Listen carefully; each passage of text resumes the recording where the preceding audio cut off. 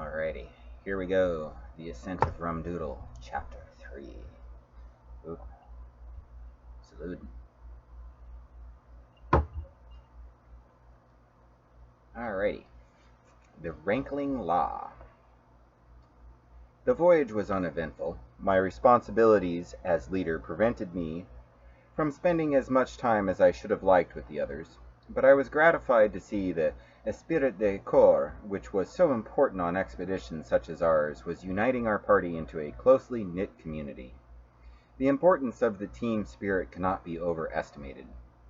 As Totter once said, when you are swinging helplessly at the end of a 100-foot rope, it is important to know that the man on the other end is a friend. It is this spirit, more than any other single factor, which brought success, and I was happy to see it growing during the voyage. Humor was not lacking. Wish caused much amusement by turning up for dinner one evening with a black eye, which he had sustained by walking into a davit, while on the same occasion Burley exhibited a bandaged hand injured during a game of deck tennis.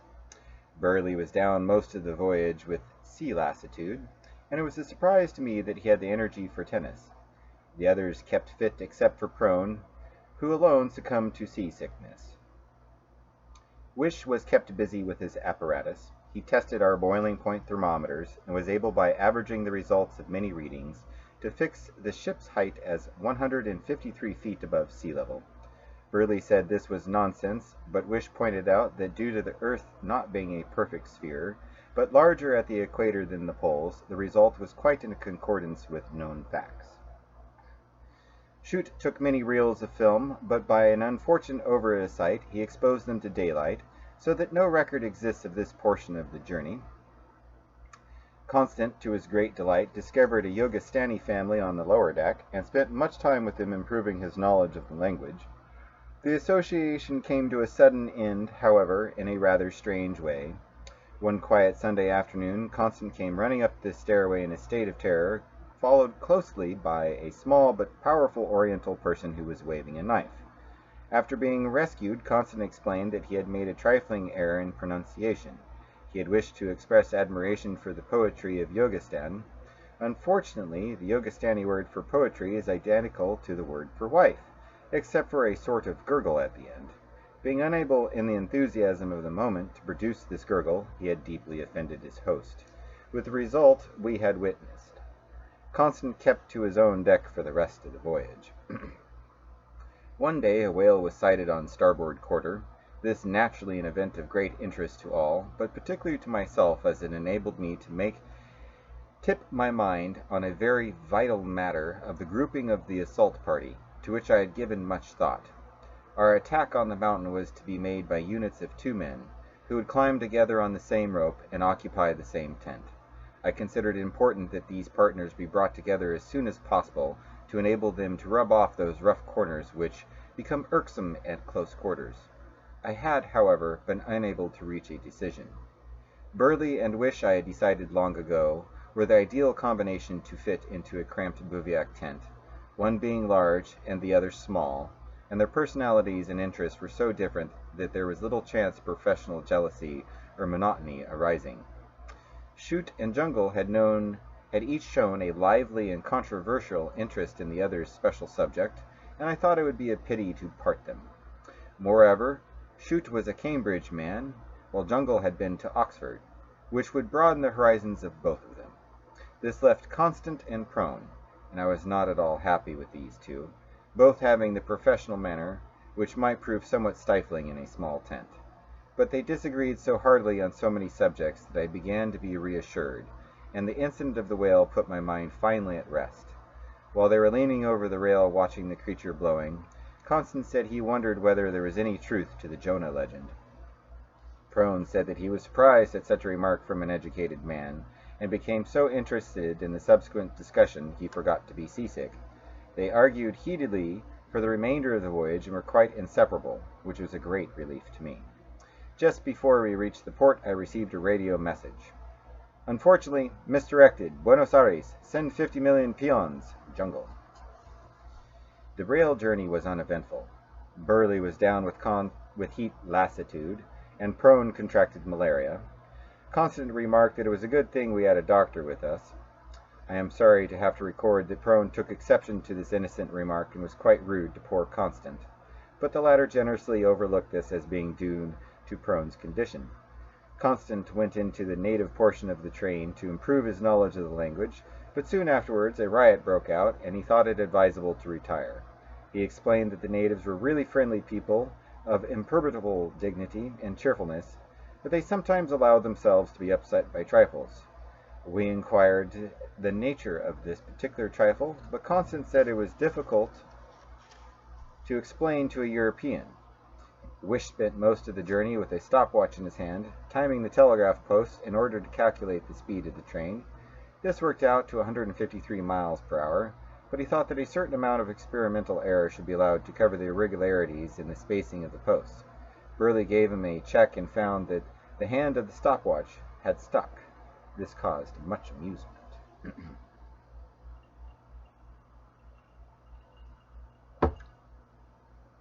Our arrival at Chickahoosee was a big event, both for ourselves and the local people. Constant had arranged that the 3,000 porters would meet the train so that no time would be lost. As we pulled in, we were surprised and gratified to see that a great crowd, which stretched as far as we could see, had assembled to welcome us. When we put our heads out of the window, we were greeted by a deafening cheer. Constant remarked on the friendliness of the natives, which he said was one of their chief characteristics. As we stepped off the train, we were met by a dignitary, whom I assumed to be the local clang, or headsman. Constant engaged him in conversation, putting on his most diplomatic air. They spoke together for several minutes, and a European onlooker might have been forgiven for concluding that they were quarreling violently, but I told myself that this, no doubt, was the local idiom. Finally, Constant told us this was not the clang at all, but the bang, or foreman porter, and that the multitude before us were the porters he had ordered. "If you ask me," said Prone, "there are a lot more than 3,000 of them." I was of the same opinion, but Constant said that nobody had asked Prone, and he was sure the number was correct. "Why not ask your friend?" Prone suggested. Constant engaged the bang in another lengthy bout, after which he told us the man spoke an obscure dialect and did not seem to be fully conversant with standard Yogastani. "Let's count 'em up, then," said Prone. "Line 'em up 10 deep."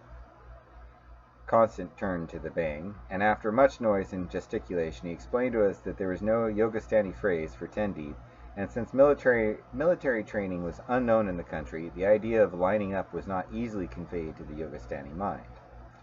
I told Constant we would leave him to thrash the matter out with the bang. He said it was a good idea. We were probably making the poor fellow nervous. As we left, they went at it again, holding 3 fingers in the air and scratching the dusty ground with sticks. At the post office, a surprise awaited me in the form of a letter from Jungle. He had arrived by plane 3 days previously and gone ahead to break the trail. We spent a hungry and uncomfortable night in the station waiting room, for until the dispute with the bang was settled, our equipment could not be unloaded, and in the absence of Constant, we dared not risk a night in the local hotel. At daybreak, I walked over to the train to find Constant and the bang still at it. The former explained to me that the Yogastani word for 3 was identical with the word for 30, except for that a kind of snort in the middle. It was, of course, impossible to convey this snort by telegram, and Bang had chosen to interpret the message as ordering 30,000 porters. The 30,000 were making a considerable noise outside, and Constant told me they were demanding food and a month's pay. He was afraid that if we refused, they would loot the train.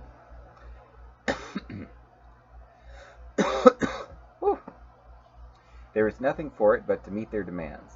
The 30,000 were fed, at considerable trouble and expense, and 3 days later we were able to set off with the chosen 3,000 on our 500-mile journey. The 370 boys who completed one force were recruited on the spot.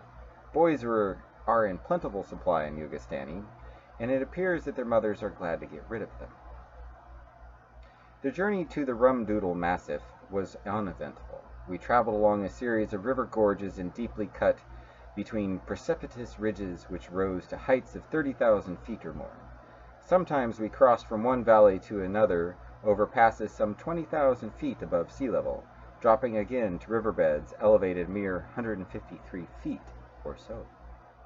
The steepness of the valleys was such that the vegetation ranged from tropical to arctic within the distance of a mile. Our botanists were in their element.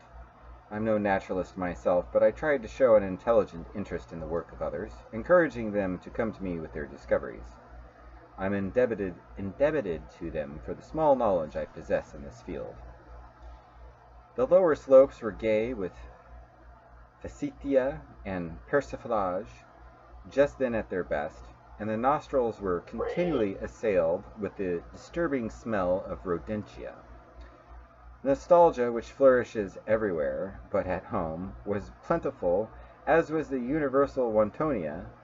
Higher tip dark belts of suspicia and melancholia gave place to the last grassy slopes below the snow line, where nothing was seen growing but the occasional solitary eccentricular or old-fashioned man's pride. The fauna, too, was a constant delight. The scapegoat was, of course, common, as were the platitude and the long-tailed boar. The weak-willed sloth was often met. Sometimes after dark I would catch sight of slinking shadows, which Burley identified as the miserable hangdog. One afternoon, Shute, in great excitement, pointed out to me a disreputable-looking creature which he said was a shaggy dog. Burley swore this was not a shaggy dog at all, but a hairy disgrace. But this may have been intended for one of his peculiar jokes. Burley's sense of humor was rather weak. He told me one day he was being followed by a lurking suspicion, which was obviously absurd, but he is a good fellow. We were naturally all agog to catch sight of the atrocious snowman, about whom so much had been written. This creature was first seen by Thud in 1928 near the summit of raw Doodle. He describes it as a man-like creature, about 7 feet tall, covered with blue fur and having 3 ears. It emitted a thin whistle and ran off with incredible rapidity.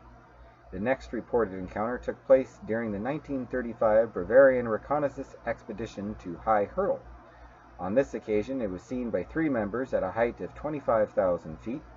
Their impressions were largely contradictory, but all agree that the thing wore trousers. In 1933, Orgrind and Stretcher found footprints on a snow slope above the Trundling Law, and the following year Moodles heard grunts at 30,000 feet. Nothing further was reported until 1946, when Brewbody was fortunate enough to see the creature at close quarters. It was, he said, completely bare of either fur or hair, and resembled a human being of normal stature.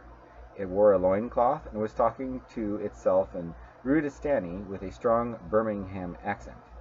When it caught sight of Brewbody, it sprang to the top of a crag and disappeared. Such was the meager information gleaned so far, and all were agog to add to it. The most agog among us was Wish, who may have nourished secret dreams of adding the Eoanthropus wishy to mankind's family tree.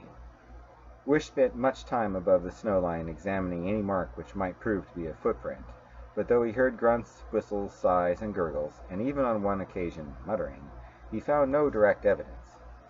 His enthusiasm weakened appreciably after he spent a whole day tracking footprints for miles across a treacherous mountainside, only to find he was following a trail laid for him by a porter at Burley's instigation. The porters were unprepossessing. Mountaineering to them was strictly business. An 8-hour day had been agreed upon, for which they received bohies 5. Nothing on earth would persuade them to work longer than this, except money. When not on the march, they squatted in groups, smoking a villainous tobacco called skunk. Their attitude was surly and extreme. A more desperate-looking crew can hardly be imagined. They were in such contrast to the description which Constant had given us that I was moved to mention the matter to him in a tactful way. He explained that they were used to living above 20,000 feet line. Their good qualities did not begin to appear until this height was reached. He said that they would improve as we got higher, reaching their peak of imperturbable dignity and cheerfulness at 40,000 feet. This was a great relief to me. The performance as porters left nothing to be desired. Although short, few were more than 5 feet in height. They were almost as broad as they were long, and very sturdy. Each carried a load of 1,000 pounds. One cannot praise too lightly the work of the porters, without whom the expedition would have been doomed to failure. Only one of them was not worth his weight in bohees was the cook, whose name was Pong. Of all the barbarous 3,000, Pong was probably the most disreputable and most startling in appearance. His face had a his face had a peculiarly flattened look, as though it had been pressed by a plane surface while it was still soft. This same flattening seemed to have spread to his soul, for a more morose, unresponsive, and uninspiring individual it would be impossible to imagine. His cooking was the reflection of his character. No matter what tempting delicacies he might extract from their tins, the final result was an invariable and appalling dark brown mess which had to be eaten with a strong spoon and contained the most revolting lumps. That we survived his ministrations must be considered a triumph of spirit over matter, for we suffered considerably from indigestion. All attempts to turn him out of the kitchen failed. At least the hint that we were less than delighted with his disgusting concoctions, he went into a kind of frenzy and threatened us with knives. The Bang either could or would do nothing to remove him. Perhaps they had trade union rules about it. However it was, we had to put up with Pong. No small part of our eagerness to get to grips with Rum Doodle was due to the desire, fast becoming an obsession, to get away from him. While on the march, I indulged in long daydreams in which Burley and I, in a bivouac tent, cooked delicious repasts, while down below at base camp, Pong writhed in frustration. We passed through many villages. The inhabitants were invariably sullen and unfriendly, except when Constant made overtures when they became hostile. He explained they were not typical of the natives being a degenerate class, who, attracted by the soft living to be made below the 20,000 feet line, had become demoralized and lost their original qualities of dignity and cheerfulness. I may remark here that we came across no sign of habitation above the 20,000 feet line. This, Constance said, was because her course was away from the trade routes. Chute was anxious to get a good film record of our progress. To do this, it was necessary to start ahead of the rest so that he could set up his cameras in readiness for our coming. This simple plan proved more difficult in practice than he had anticipated. On the first 3 occasions, he was unable to assemble his gear before we reached him, and it was as much as he could do to pack hurriedly and catch us up before evening. The next day he made a specially early start and was not seen again until next morning, when he staggered into camp just as we were making preparations to move off. We had apparently taken different routes. This put him a day behind, for he found it necessary to make up for lost sleep. He did not catch up with us until a week later, and then he went ahead and sat up all night to make sure of us. He shot the whole procession as it went past him, and everybody cheered. It was most unfortunate that on this occasion the 3-dimensional camera should have developed double vision. We were daily expecting to overhaul Jungle, though we had seen no trace of the trail which he had gone ahead to break. On the 20th day we were overtaken by a runner with the following message: "Captured by bandits. Send bohees 50 million ransom. Jungle." On the 30th day we received the following message by another runner: "Repeat, captured by bandits. Send bohees 50 million. Jungle." We concluded that the first messenger must have decamped with the money. After deep consideration, I reasoned that I could place no reliance upon the honesty of these people, and I asked Prone, who was fully recovered from an attack of the chicken pox, to accompany the fellow. On the 40th day, Jungle reached us alone, bringing a ransom demand for bohees 50 million for Prone. It was too much. I decided that the finances of the expedition could stand no more such demands. I therefore sent a trustworthy measure with the following message: "Sorry, bankrupt, contact embassy." On the 50th day, Prone overtook us. Shortly after being seized by bandits, he had contracted double pneumonia, aggravated by whooping cough, and had proved such a nuisance to his captors that they had turned him loose. He was a pitiable sight. Unshaven, with matted hair and staring eyes, his clothes were torn to ribbons, and his boots had no soles. He was suffering from mumps. Burley, who spent most of the day drowsing in a litter carried by porters, trying to overcome his valley lassitude, awoke one afternoon screaming. He had dreamt that the expedition was starving on Rum Doodle. He produced his calculations and checked them over carefully. It was as he feared. Due no doubt to his attack of London lassitude, he had forgotten to allow food for the return journey.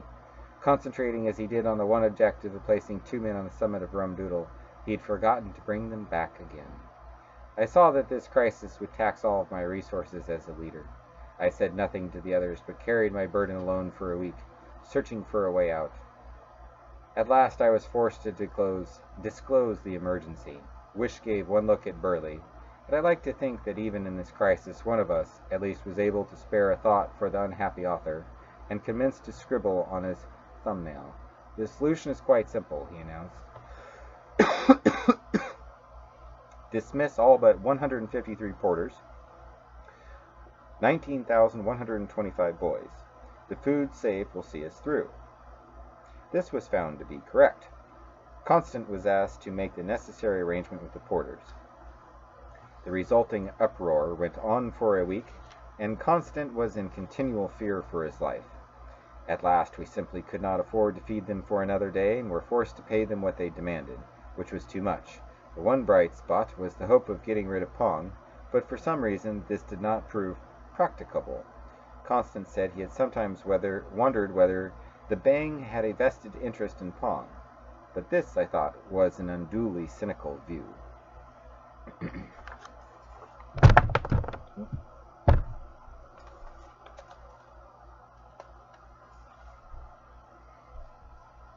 A month later, we stood on the summit of the Rankling Law, facing the Doodle Massif, nature's last citadel against the conquering spirit of man. The great mountain itself, standing majestic against a cloudless sky, struck awe into the hearts of puny creatures who were soon set presumptuous foot on those dreadful slopes.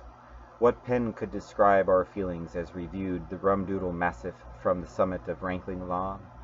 I will leave the expedition for a while, paused on the summit of Rankling Law, facing the Doodle Massif, in order to describe the configuration of our mighty mountain and the events which led to our presence on the Rankling Law. The mountain was discovered by Allied airmen during the war. Several reports gave heights which varied between 30,000 and 50,000 feet. In 1947, a reconnaissance expedition was sent under Totter with instructions to locate the mountain, ascertain its height, and investigate possible routes to the summit. Subsequent expeditions collected more information, but ours was the first serious attempt to climb the mountain.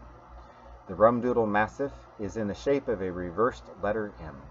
The summit comprises 2 peaks, Doodle itself and North Doodle. North Doodle lies to the west of the true summit.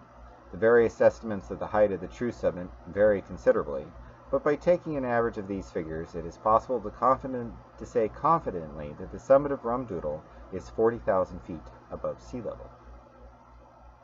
The main bridge of the massif runs due north and south, broken by a watershed of 2 rivers, the Agenda and the Conundra, which divide the ridge into 3 portions separated by gorges some 20,000 feet deep. The true summit is situated to the center portion, but North Doodle, although distant from it by little more than a mile, is separated from it by the Conundra Gorge. From each summit a ridge runs in a northeasterly direction, the 2 meeting in a saddle known as the South Col, 25,000 feet. The northern face of South Col descends to the Rankling Glacier, which winds around the southeast face of the mountain until it makes a sharp bend to the northwest. From the snout of the glacier emerges the Rankling River, which flows north after crossing the Agenda Gorge some 3 miles below the watershed. The last stroke of the reversed M is completed by the southern ridge of the Rankling Valley, which intersects the center ridge of the massif at a point some 2 miles west of the true summit. Our plan as follows. Base camp would be established at the head of the glacier at a height of 20,000 feet. Here we would spend some days acclimatizing. During this period of reconnaissance would be carried out on the north wall, which leads to the South Col. Advanced base would be established on the Col, with the intermediate camp halfway up the wall. From here to the summit camps would be placed most suitable positions. Our tentative plan was to camp at 2,000 feet intervals above advanced camp. The final camp, Camp 7 being at 39,000 feet, only 1,000 feet below the summit. Each camp would be provisioned for a fortnight, allowing ample safety margin for bad weather. The great question was, would the mountain go? Totter in 1947 had written, "The mountain is difficult, severe even, but it will go." Later reconnaissance had questioned whether the North Wall itself would go, but the final verdict had been that it would. Totter himself had summed up the prevailing opinion thus, "Given team spirit and good potters, the mountain will go." All the world knows that it did. It is in no small part of my satisfaction that we vindicated Totter's opinion. But as we stood on Rankling Law, we were awed by the mighty bastion which reared its majestic head against the cloudless sky. As we stood there, Constance spoke for us all. She stands like a goddess, defying those who would set sacrilegious feet on her unsullied shrine. There was a murmur of agreement. In that moment we were humbled by the magnitude of the task we had set ourselves, and I for one sent up a fervent prayer that I would not be found wanting in the ordeal that lay before us. In such moments a man feels close to himself. We stood there, close to ourselves, until sunset. The supreme artist touched the snowfields of that mighty bastion with rose-tinted brushes, and the mountain became a vision such as few human eyes have beheld. In silence we turned and made our way through the gathering darkness to our halting place in the valley.